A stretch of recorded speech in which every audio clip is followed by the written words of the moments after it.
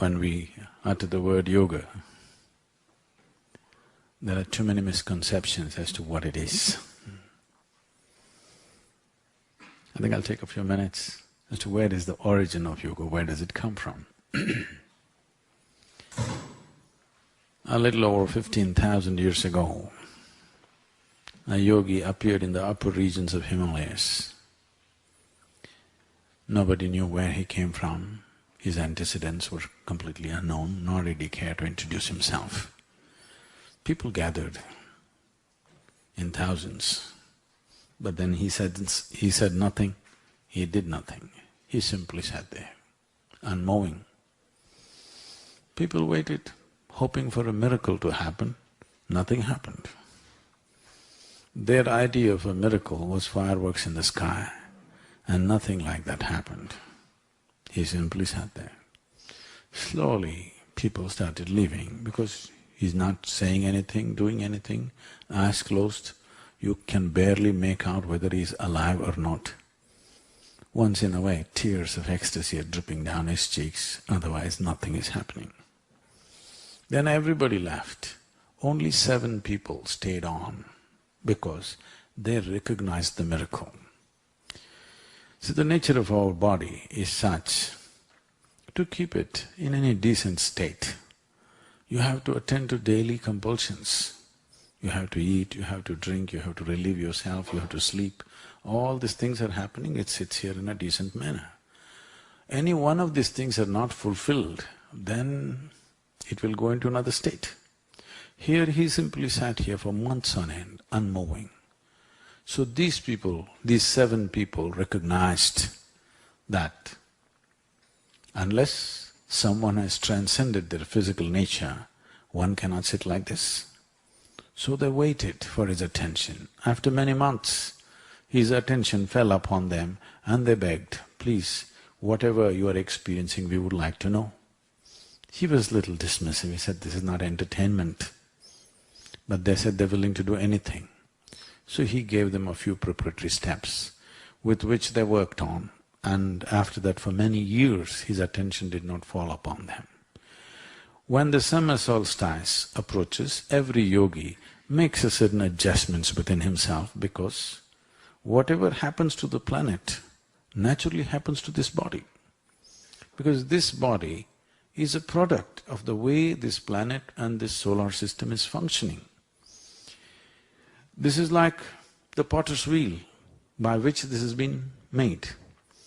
He went into an elaborate science of this later, but to make it very simple, this much is clear to all of us. There's an elaborate science and mathematics involved in this, but leaving that aside, at least this much we understand that if our mother's bodies were not in sync with the movement of the moon, the cycles of the moon, we wouldn't be born.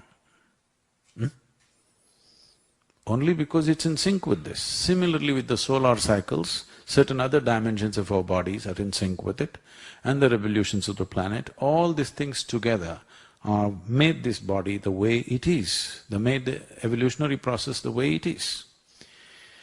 Then he gave this, and when he was making these adjustments after many years, when the solar solstice came, which is the 21st of June, it's very significant that the yoga day is fixed on that day, then he noticed these 7 people had become fantastic receptacles.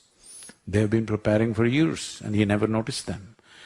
When he saw this level of receptivity, he could not ignore them anymore. So, somewhere around this 21st of June, he turned south because the sun turned south. This is called as from Uttarayana to Dakshinayana, it turned. In yoga, from June to December is known as Sadhana Pada, from December to June is called as Kaivalya Pada. This is the time of sadhana. So he turned south and sat there as the Adi Yogi, Adi Guru. They called him Adi Yogi because they did not know his name, so they said he's the first yogi. So on this day he sat as the Adi Guru or the first Guru, to throw light upon the nature of human existence. So he explored human mechanics in as much elaborateness as you can imagine, and he came up with 112 ways in which through which a human being can attain to his highest. Having delivered this over a period of time, these 7 people took to various parts of the world. He asked them to go ahead and do this. One stayed with him, the other one came to what is now considered as the Indian part of Himalayas. Another one went to Central Asia, another went to North Africa, another went to South America. One went down South India, who's most important for us. He's known as the father of Southern mysticism. This is Agastya Muni. And another one went to South Asia. Today also, I think recently, about 3 weeks ago, there was news saying that under a temple, under a pyramid in Mexico, there is huge quantities of mercury. Mercury and yoga and Indian alchemy are very closely related, and there are any number of stories in the yogic lore as to how, what happened in Southern America some many years ago, thousands of years ago. Leaving that aside, the historicity, what is yoga? The word yoga means union. Union of not just body and mind, union of everything. Today modern science is telling you the whole existence is just one energy manifesting itself in millions of ways. The religions of the world have been screaming for a long time that God is everywhere. Whether you say everything is one energy or you say God is everywhere, or you're talking about the same reality or a different reality. Different ways of expression, we are saying the same thing.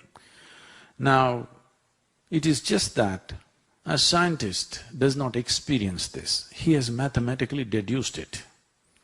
A religious person does not experience this, he believes it because it's said by somebody that he values.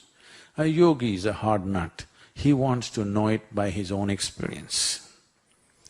How is it possible for one to know that he is one with everything or everything is one with him? Let me try to put it as simply as possible. There's a glass of water here. I'm sure this is not you, isn't it? Hello? This is not you. But if you drink it, it becomes you, isn't it? 72% of your body is water. What is not you becomes you how? What is it that defines what is you and what is not you? We'll just do a simple experiment right now. Take your right hand and touch your left hand, please. Is that you? You must confirm to me, please. Is that you? Yes. Touch the chair on which you're sitting. Is that you? How do you know this? What is the basis? What is the basis of your experience which tells you this is me and this is not me? Sensation, isn't it? Here there is sensation, or in other words, what you're saying is, whatever is within the boundaries of my sensation is me. Whatever is outside the boundaries of my sensation is not me, isn't it? Right now, this is not within the boundaries of your sensation. What is called as drinking is you're including it into the boundaries of your sensation. The very body that you carry, whatever number of kilograms you carry, it's just a piece of the planet, isn't it? Yes or no? You must get it now. If you don't get it now, one day you will get it from the maggots, and it's a bit late. If you get it now, you can transform your life. What you carry as your body is just a piece of this earth. Countless number of people who walked this planet before you and me, they were also smart people. Where are they? They're all topsoil. This will also become topsoil unless your friends choose to bury you real deep.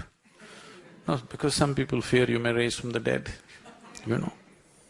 I heard that ambassador was in Israel. This happened. A couple from Texas, who were over 75 years of age, been wanting to visit the Holy Land for a long time, and at last, when they were over 75, they made the trip. They were totally overwhelmed. All the historicity, you know, every cobblestone in Jerusalem is full of history. The lane that Jesus walked, the place where he walked upon the water, where things happened, they were overwhelmed by this whole thing. And unfortunately, The wife had a heart attack and she died. Now the local people who deal with these things, they came to the man and said, see, if you have to transport your wife's body to Texas, it costs $26,000. If you do it here, all the rituals will finish for $10,000. 26,000 plus whatever the local charges there. Then the man thought about it and said, no, I'm taking her to Texas. Then they said, why? Okay, we'll make it 5,000. 5,000. He thought about it and said, no, I'm taking her to Texas. They said, this doesn't make sense. $26,000 for the plane, for the, taking the body, transportation, and then local charges, why? All right, we'll make it 3,600. It's a land of bargain, He thought about it and said, no. Then they asked, why? It doesn't make sense. He said, in Texas, dead stay dead.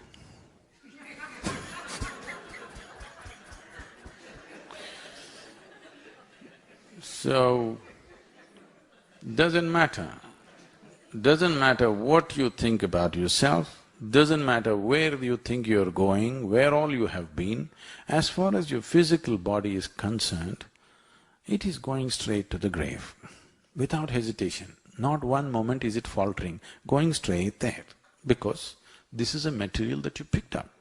The only way you made it yours is by including it into the boundaries of your sensation. It is a known fact that if you experience a very exuberant moment in your life, let's say you're very joyful or very loving to a point where tears came to you, happened to you? You're so joyful, tears came to you. At such a time, if you just place your hands just 6–8 inches away from yourself, right here you will feel sensations.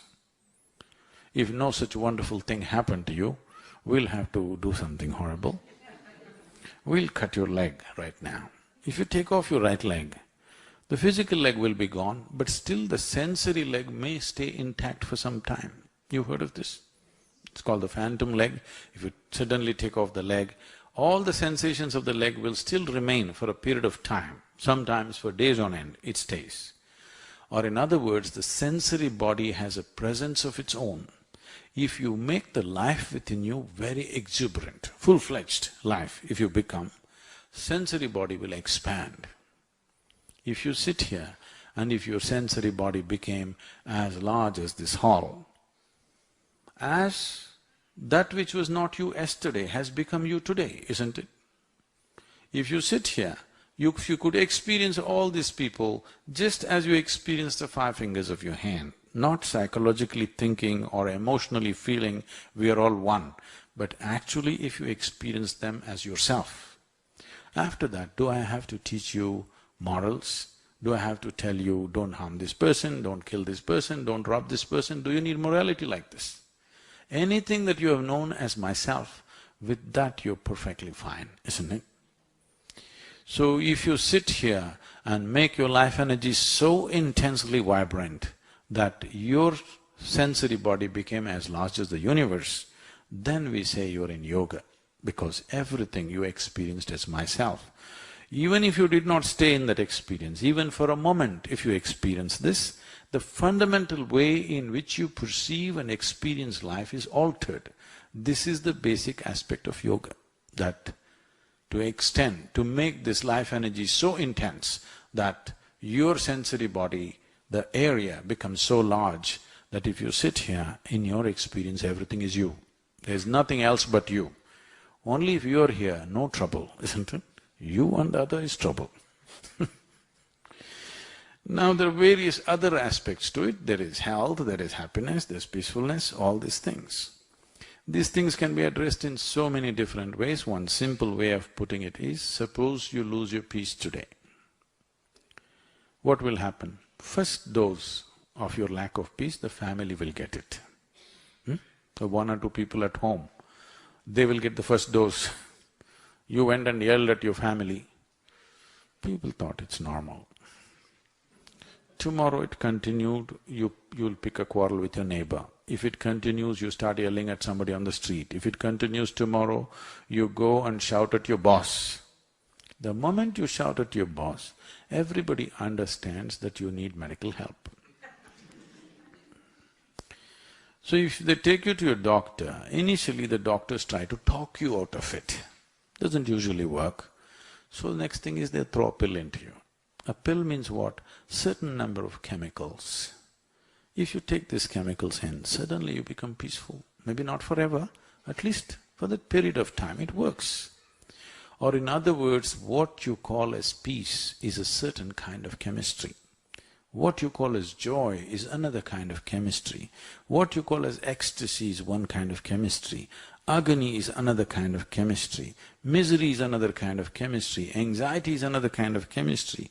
Stress, whatever you call it, pleasantness or unpleasantness that happens within you, every human experience has a chemical basis to it. Or in other words, this is a chemical soup. Are you a great soup or a lousy soup? That's a question. If I give the same ingredients to 10 different people here and ask them to make soup, they will turn up 10 different kinds of soups, isn't it? Same ingredients. All of us same ingredient, just see how different each person has made himself. Now the entire science of making this into a pleasant soup, this is one important dimension of yoga, but it's not the goal of yoga. If your body becomes pleasant, we call this health. If it becomes very pleasant, we call it pleasure. If your mind becomes pleasant, we call this peace. If it becomes very pleasant, we call it joy. If your emotions become pleasant, we call this love. If it becomes very pleasant, we call it compassion. If your very life energies become pleasant, we call this blissfulness. If it becomes very pleasant, we call it ecstasy. If your surroundings become pleasant, we call this success. Only to create your surroundings in a pleasant manner, you need the cooperation of many forces around you. But to make your body pleasant, mind pleasant, emotion pleasant, energy pleasant, you need the cooperation of just one person. That's you. External pleasantness, you need the cooperation of many forces. Not always is it possible.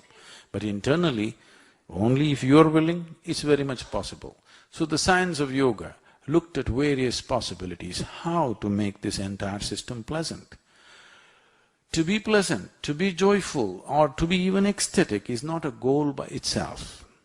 It is a fundamental ambience that is needed if you want to explore the full depth and dimension of your life. If you want to enjoy your dinner tonight, at least you must be peaceful and happy, isn't it? Whether you want to enjoy your work or your family or the people around you or the spring around you, you must at least be peaceful and happy. So to be peaceful and happy is not the ultimate goal of your life, it is the most fundamental requirement of your life. If you become like this, that you're pleasant by your own nature, not because of something that's happening around you, your pleasantness is created by you and it stays that way within you, this means you have no fear of suffering. Only when there is no fear of suffering will you dare to explore life in its full depth and dimension. Otherwise, always, what will happen to me is always the big question. It's a crippled life. As long as fear of suffering exists within you, you will never dare to take full steps. Your life will not be full stride, it will be always a half a step. So to set this, you have to create a chemistry of blissfulness. Whatever, this is the way I am. If this assurance is there, you can jump into anything and do whatever. Or in other words, you are never an issue. You have made yourself in such a way that you are not an issue. Outside there are many issues. We'll deal with it to the extent we can, to the extent the situation allows us, but you are never an issue. At least this much everybody should do to themselves, isn't it? I don't know if you will become the richest man in the world or not. I don't know whether you will climb Mount Everest or not. I don't know whether you will run faster than Mr. Bolt or not. These things will need many things. but at least your experience on this planet should be pleasant. This is something fundamental. This is something every human being needs and deserves. At least this much must happen. At least this level of yoga we want the entire world to do. Yes, at least this level of yoga. They become peaceful and happy by their own nature. Whether they get realized, whether they will become yogis, whether they will experience the whole cosmos, that's left to them. At least making their life a pleasant experience. This much everybody must do. This much must happen. It is with this vision, I think, the International Yoga Day, so that the world takes to this science. For a long time, in pursuit of human well-being, we've looked up. By looking up, people have gone into all kinds of hallucinations, and we've fought wars, we've divided the world in ways we can't fix it. Terrible things we've done to each other and continue to do even today. So many people started looking out for their well-being. In pursuit of human well-being, we're ripping the planet apart, but well-being is not happening. Because if you want to feel well, if you want to know well-being without turning inward, there is no well-being. By doing things outside, you can create comfort, you can create convenience, but you cannot create well-being. As a generation of people, we are the most comfortable generation ever on the planet. Do you agree with me? Another generation of people could never imagine the kind of comforts and conveniences that we are enjoying right now. Never before. But can you claim you're the most joyful generation on the planet? Or the most peaceful one or loving one? That has not happened. Simply because by engineering the external world, we may create comfort and convenience, but only by engineering your interiority, well-being can happen. This dimension of inner engineering is what yoga is about, looking at the mechanics of life, the technologies and tools for creating inner well-being. When I say tools, see, as human beings, we have a place, we hold the place that we hold on this planet, mainly because of our ability to use the tools. Otherwise, in many ways, almost every creature is better than us, but we can use tools and they cannot use tools. That's a big difference. That has set us apart in a huge way. Now, as there is objective tools to create external situations, there are subjective tools to create inner situation. This is what yoga is about. It is not a teaching, it is not a philosophy, it is not an ideology, nor a belief system. These are technologies for well-being. Why I'm insisting on it being a technology is, you just have to learn to use it. It doesn't matter who you are, if you learn to use it, it works. That's the thing about technology.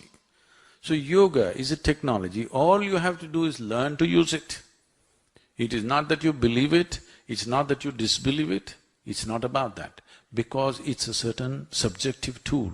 If you learn to use it, it will definitely work for you irrespective of who you are and what you are. These tools just enhance a human being. In your life, if you think the work that you're doing is important, first thing is, you must work upon yourself. We have been striving to bring this to the leadership in the world. Today, I can proudly say many states in India have taken this up, the entire administration doing inner engineering process and finding enormous benefit.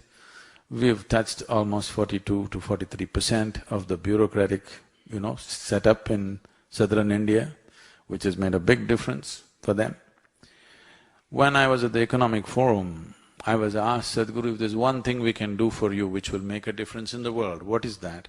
I said, there are 25 people I want. You give me these 25 people for 4 days or 5 days. You will see in 3 years' time there'll be a significant change on the planet. So they asked me, who are these 25 people? I named the 25 heads of state. And it's fantastic today, a major nation, heads of major nations are talking about yoga for the first time. I want you to understand, this has lived for over 15,000 years without any kind of one organization pushing it or forcing it. Never in the history of humanity has it happened, somebody put a sword to your throat and say, you must do yoga, otherwise we'll kill you. No such thing has ever happened. Simply because of its efficacy, because it works, it's lived. Today, nearly 2 billion people on the planet are doing some form of yoga. I'm not happy with that. I want the 7.2 billion people to do some form of yoga because it is time. We have looked up, we have looked out and we've caused much damage. It is time the world turns inward for their well-being, not up, not out, in. In is the only way out, really. If you want well-being, in is the only way out. And we want this to happen, and it's fantastic that heads of states, the Prime Minister took this up, and the United States leadership is responding. Even the word yoga being uttered by the President of United States is a very big thing, and he's uttered it too many times in the last few months which is great. And I hear that among all the UN resolutions, this got the maximum support, some 172 countries. 177 countries. That's truly fantastic that all of them recognize this. This is not about selling a product to people, let this be understood. This is not about propagating a particular culture. This is not about converting everybody into Indian. No. This is about understanding a fundamental science of well-being. There is a science and technology for external well-being, there is a whole science and technology for inner well-being. And this must happen. And for the first time in the world, we are in a position, we are on the threshold position. Never before another generation has had this privilege that today we have the necessary resource, capability and technology to address every human problem on the planet. Never before was this possible. Only thing that's missing is an inclusive consciousness of human beings. And this is what yoga can do, beyond religion, beyond belief systems, beyond caste, creed, race, nationality. People can experience a deep sense of unity within themselves, which is what the world needs. The external technologies are going through the ceiling, but who is handling these technologies will decide whether well-being will come or disasters will come. Outside science and technologies the modern science and technology that we have, they have no character of their own. They are neither good nor bad. It all depends in whose hands they are. If you do not improve the quality of the hands which hold these powerful instruments, today, as you sit here, you must understand, you are not human beings anymore compared to how they were 1,000 years ago. Today you are superhuman beings. Tell me, 100 years ago, if I could pull out something from my pocket and speak to someone in India right now, and if I claimed I am God, would you believe me or not? 1,000 years ago, if I just had a light bulb, I could have become God, you know. This damn cell phone came to me very late. So I'm saying in every way, we have become superhuman in our capability. When such capability is… we're privileged by such capability, the necessary responsibility, which is not as a teaching, not as an idea, but you will have a deep sense of responsibility towards everything that you experience as myself, isn't it? It's good that the last part of the message from the Prime Minister, he said this could be an ecological solution, 100%. 100%. If you do not understand that this water is your life, we must starve you for 5 days of water, and then 1 drop of water you will worship it, isn't it? Yes or no? This is life-making material. This is not a commodity, this is not something that you buy and sell. Unfortunately, it's become like that, but this is life-making material. The air that you breathe, the water that you drink, the food that you eat, the earth that you walk upon, this is life-making material, isn't it? If you do not experience a certain unity with all these things, then the way you live will be crass, which is what we're doing today. What we step on, we are not connected with this. What we breathe, we are not connected with this. What we drink and eat, we are not connected with this. And then we're wondering why we're not well. The fundamental aspect of yoga, the most basic aspect of yoga is called Bhuta Shuddhi. That means purifying the five elements within you. This body is just a play of five elements, so is the planet, so is the universe, so is the entire creation. Just five ingredients. Just see what magic. If you just manage these five ingredients properly within your system, being healthy, being ecstatic is not out of reach. This is not a pipe dream, this is technology. If you're willing to employ it, every human being is capable of it. Let's understand this. When it comes to external realities, we are all differently capable. What you can do, I cannot do, what I can do, somebody else cannot do. When it comes to external realities, all of us are differently capable. When it comes to inner possibilities, all of us are equally capable. It's not happened simply because we've never paid attention to it. It's great, at last we're talking about international yoga. This means we are beginning to understand that we have to turn inward. This is a great, momentous event. How big it'll become this year, it doesn't matter. This has to be continued, because this is a momentous step that humanity is taking. Right now, most people may not understand the significance of what this is. They may think, there is a bubble bath day, yesterday was a Mother's Day, and Mother's Day was started by the Nazis at the Hitler's time and we are celebrating it anyway. All these things, there's also a bubble bath day. There are all kinds of things. All the 365 days have been taken by somebody. For a normal person, there is no day left. This is not one more thing like that. This has to become a momentous step for humanity, because this taking, not looking upward or outward for well-being, but turning inward for well-being is a step that humanity has to take. And human intellect has blossomed like never before, that more people are capable of thinking for themselves than ever before in the history of humanity. When this has happened, offering solutions in another place somewhere is not going to work. People want solutions here.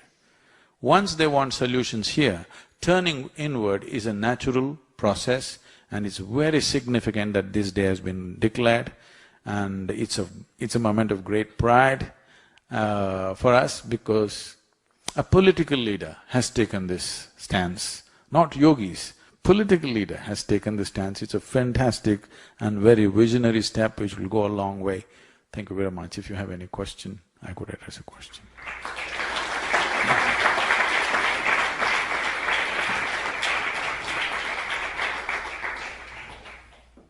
Sadhguruji, it's a great honor to see you and hear you talk personally. We welcome you to DC. Just talking about inner peace and turning inward, I just wanted to ask you, there are all sorts of people in the world, and if a person is living in abject poverty and fighting each day to feed a hungry family or a sick family, or street beggars who are maimed at childhood, etc., how does that person even have the time to look inward, considering the struggles he has to go through hour to hour? Thank you. I know this is always there, it's not that I'm not concerned about it. But I want you to understand there are more people on this planet who are healthy and miserable than unhealthy and miserable. Yes or no? At least if you're unhealthy, you got a good excuse. Healthy people have no excuse, but they're miserable too. So why is this happening? If instead of addressing human well-being in an essential way, we always want to look at the scabs that humanity has. Yes, there are still many things that have to be settled, there are war zones, there are famine zones, there are ugly patches on the planet which have to be fixed, all that is there. But let me talk about you and everybody like you, whose stomachs are full, everything that you need is around you. Compared to your parents and your grandparents, materially you're way ahead of them, yes or no? Way ahead of them. But I'll ask you a simple question. How many of you can say, at least one day in your life, that is one 24-hour segment in this entire life, have you spent absolutely blissfully, not a moment of agitation, irritation, anger, anxiety, nothing, simply blissed out? I'm telling you, even a handful of people on the planet cannot say yes to this.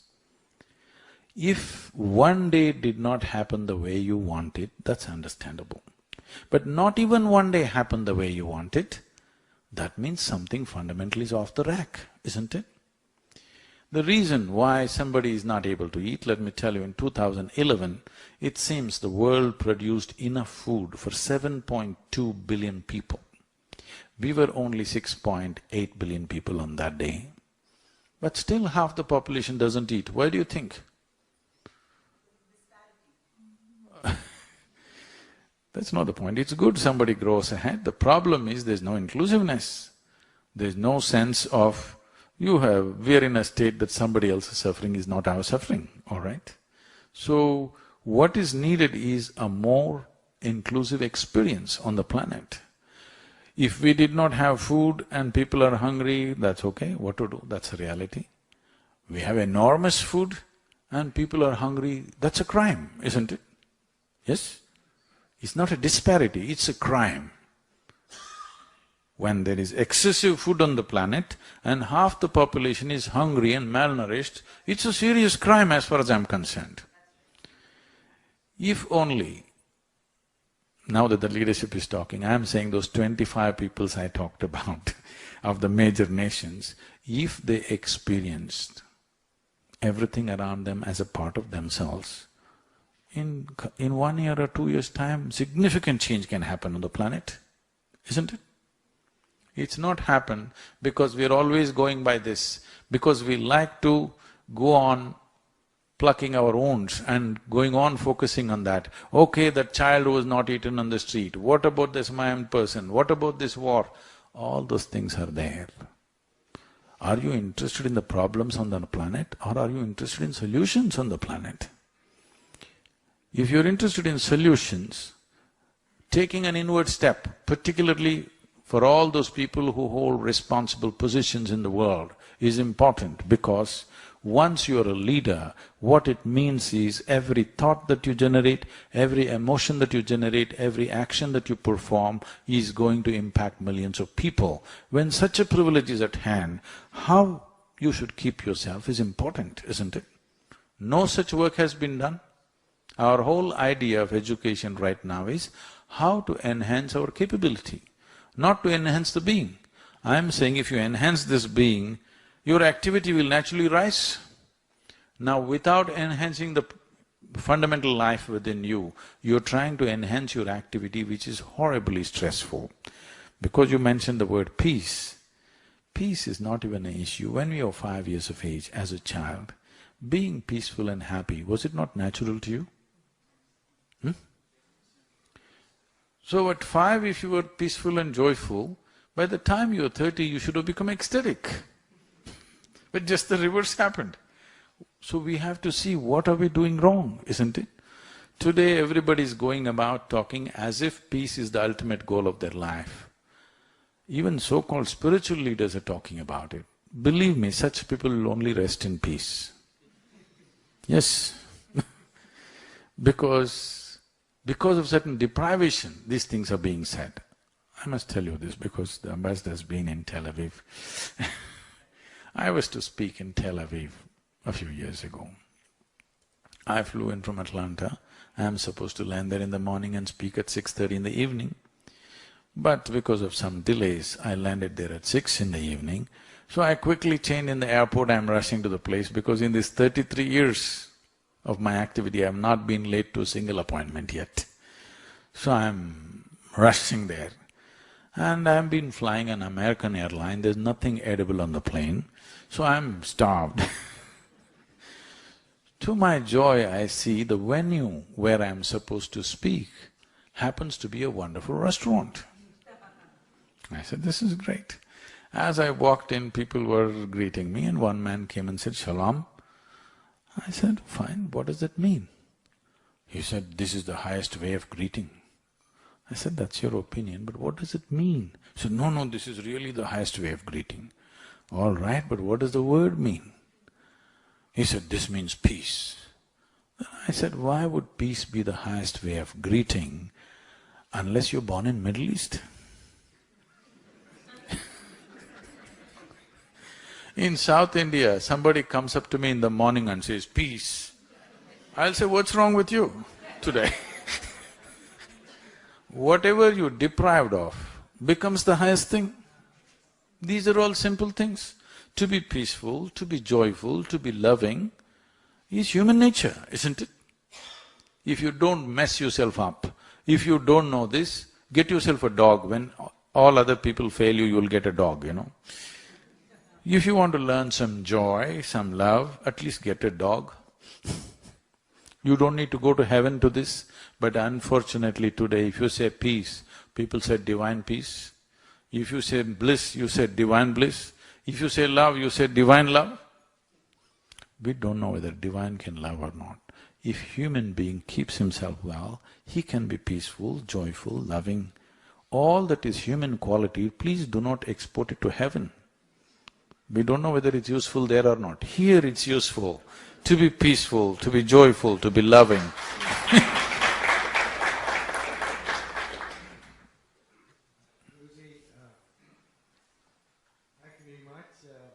I really like your concept of internal engineering and technology, and this has been evolved for the last several thousand years. I noticed that a lot of this technology is being compromised through different types of yogas, hot yoga and Christian yoga and such yoga. Do you think the technology is being compromised? The internal engineering is being compromised, or the definitions are being compromised? So the thing is, when there is… this is a market economy, the whole world right now, okay? Including Russia and China. So when it's a market economy, it's all a question of demand and supply. There's enormous demand, not enough supply. So just about anybody and everybody is trying to invent their own form of yoga, okay? It could be dangerous over a period of time, but right now I think it's all right because they're generating interest. But classical yoga is of a different nature. This is the work, I feel, this International Day, this is what we need to do to bring the profoundness of yoga to the West, because only the physical of yoga has come largely. To make it a profound process is the most important work. But whatever this other types of yogas you're talking about, you don't have to fear them, they're okay. These are things which always happen. When things happen large scale, things happen. But today somebody will do that kind of fanciful yoga, even if it benefits them a little bit, then they will look for something more profound and more profound, that will happen. But making profound classical system of yoga largely available to the world is important. Right now, the important thing is not getting demand. There is too much demand.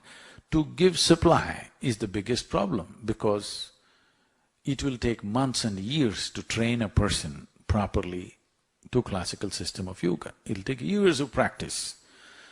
And in today's world, one very scarce material is dedication. In a weekend you can become a teacher. So, if I tell you 3 years you must come and study with me, because somewhere else in 2 weekends you're certified, okay? That's okay, that's part of the commercial process, but I think it'll level out somewhere. Thank you very much, Guruji. And I'm really very much awake and delighted about… I'm glad you're awake. Yes. And as you know, the yoga is transforming the health, and as you mentioned, that the time will come or it will transform to the humanity to take care of the neighbors and all humanity. it will take time or is reaching there because we are all very much mature with the knowledge, but not with the science behind that. Wherever there's inability or incapability about a plan, they always fall back on prediction. Please don't fall back on predictions. I am asking you, when will you make it happen around you? What is your plan? International Yoga Day is a plan, not a prediction. No, that is exactly what I'm saying. I'm saying there's no guarantee it'll transform. If we do the right things, it will happen, otherwise it'll not happen. There are many great things on which we have sat on for too long and nothing has happened, all right? So I'm saying we have to make it happen. Nothing happens out here.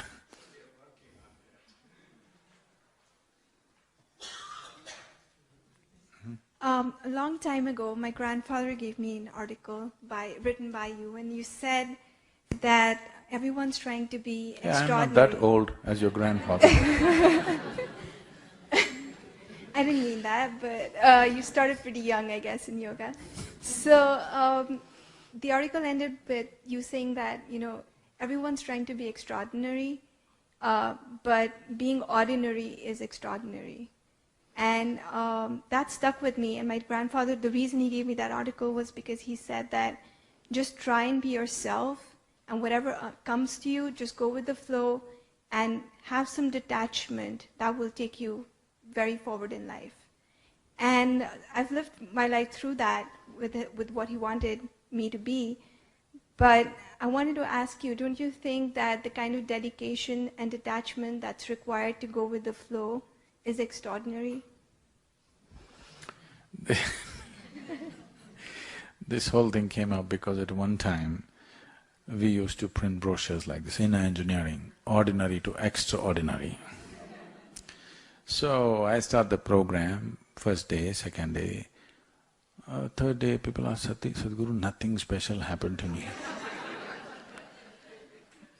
Then I said, I never talked about being special. Said, extraordinary you said? I said, yes. This is about becoming extraordinary, more ordinary than others.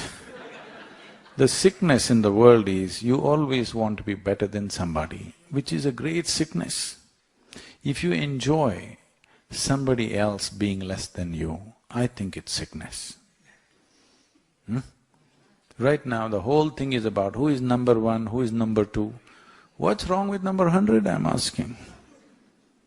Everybody has a place to fulfill, everybody has a role to play in the world. So instead of living by comparison, if you see how to make this life into a full-fledged life, see, this is what by nature every life is seeking. Whether it's an earthworm or a grasshopper or a tree, what are they seeking? They're just striving to become full-fledged what they are, nothing more. But it's easy to define what is a full-fledged earthworm, what is a full-fledged grasshopper, what is a full-fledged apple tree, we can define. What is a full-fledged human being, we are not able to define. Because wherever we keep you, you want to do something more, isn't it? Yes or no? Whoever you are right now, you want to be something more. If that something more happens, what? Something more. If that happens, what? Something more. Let's say we made you the queen of this planet. Don't look at me hopefully. I will not make such blunders, I'm just asking you. Suppose we make you the queen of this planet, would you be fulfilled? You will look at the stars, isn't it? That is the nature of the human being. The very nature of who you are is that you want to expand limitlessly. You want infinite expansion, but unfortunately you're going at it in installments. Can you approach infinity in installments? Can you count 1, 2, 3, 4, 5 and one day say infinite? Is it possible? No, it's endless counting. The very nature of who you are is such, suppose I imprison you right now in 5 by 5 cubicle for 3 days, you will feel horribly imprisoned, then we'll announce your liberation and liberate you into your 10 by 10 cubicle. You will feel wonderful for a day, again you will feel imprisoned. Now we'll liberate you into your 100 by 100 cubicle. You will feel great for 3 days, again the same thing. It does not matter where I set the boundary. The moment you can feel the boundary, you want to break it. Yes or no? So there is something within you which does not like boundaries. There is something within you constantly longing to become boundless. But the only problem, this is a fantastic goal for you, you're seeking to become boundless or infinite is not a small thing. But the method you're employing, the vehicle you're using to get there is hopeless. Because through physical means you're trying to become boundless. The very nature of physicality or the fundamentals of physicality is a defined boundary. Only because there is a boundary, physical is possible. Right now we call this a physical body because it has a defined boundary. If I take away all the boundaries of this body, can you call this physical? So the fundamentals of physicality is boundary, but your innermost longing is to become boundless. Through physical means, if you approach boundlessness, it's going to be an endless run. So the entire dimension of what is being referred to as spiritual is just this. Spiritual does not mean you see things walking in the corners of dark streets. Spiritual does not mean you look up or down, no. It is just that your experience of life has transcended the physicality of who you are. Because physicality, as we looked at it some time ago, is something that you accumulated over a period of time. What you accumulate, you can claim is yours. But if you say it's me, you kind of lost it, isn't it? Suppose suddenly I show you this glass and this is my glass. You will think, well, Sadhguru has some problem, but let's listen some more. People say he is wise. After some time I say, this is me. Then you'll say, let's go. Because this is a clear case of madness, isn't it? This is happening to you every day. Food appears on your plate, you say, this is my food, you eat it and then it's me. Once you start thinking, what is not you as myself, your fundamental perspective of life is distorted. From that distortion, whatever you do, it'll only be a struggle because it'll not find fulfillment. At least you must be able to see what is me and what is not me. This is the fundamentals of inner engineering. If you sit here, body is here, mind is out here, what is you is somewhere else. Once there's a little space between you and your body, between you and your mind, this is the end of suffering.